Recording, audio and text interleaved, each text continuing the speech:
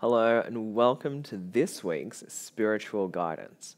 Well, right now, I'm getting ready to leave on a whole round the world tour. I'm flying out to London this week and then traveling to Zurich, to New York, and then to Maui before I finally come back home. I get the chance to follow Doreen Virtue and my other good friends, Michael Virtue and Radley Valentine, for this huge European and US tour that we're all doing together. So I'm going to be gone for an entire month, and I have absolutely no idea how you're meant to pack for a month of travel. So definitely you're going to see repeat outfits. You're probably going to see me just wearing the same thing over and over again. But I will try my hardest to keep you updated on Facebook as to where I am and what's been happening. So, because I didn't want there to be any chance that I would miss out on spiritual guidance for the week, I've decided to pre-record the next few sessions for you. Now, this is exactly the same way that I will usually do the readings, but we'll just be doing it in advance. So I'll be asking the angels for that specific week what guidance they have for us. And then, as always, I will deliver that message over to you. So let's have a look at what's happening this week as I get ready for my trip over to London. So I'm just going to shuffle the Flower Therapy Oracle cards and see what comes up for us this week. We have the red rose, which says, open your heart. And the card reads, your potential for greater love rests in opening your heart.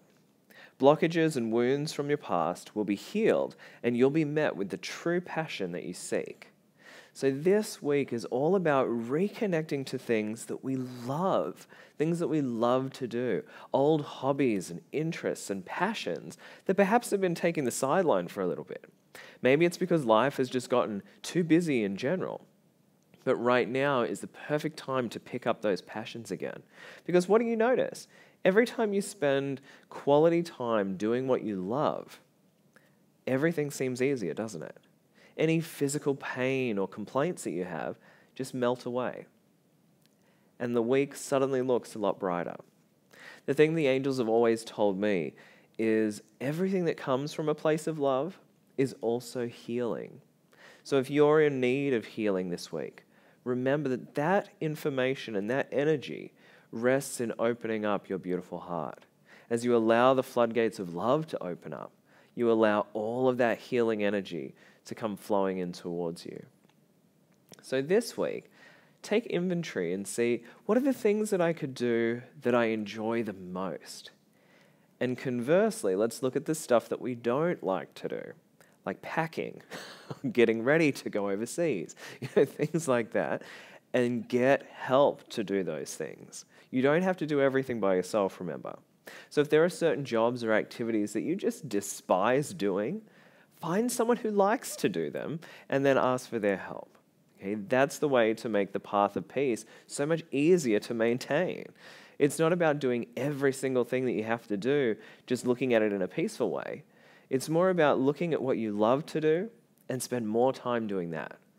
So this week, let's take inventory of what we love to do, have plenty of fun, open up our hearts, and let the healing happen. Well, I look forward to seeing you next week for our spiritual guidance. And if you're over in London, then I'd love to see you over at the Angel Intuitive Certification, where Doreen, Radley, Michael, and myself will be hanging out for the weekend. So I will talk to you next week, but until then, take really good care of yourself, and remember that all of your dreams really can come true.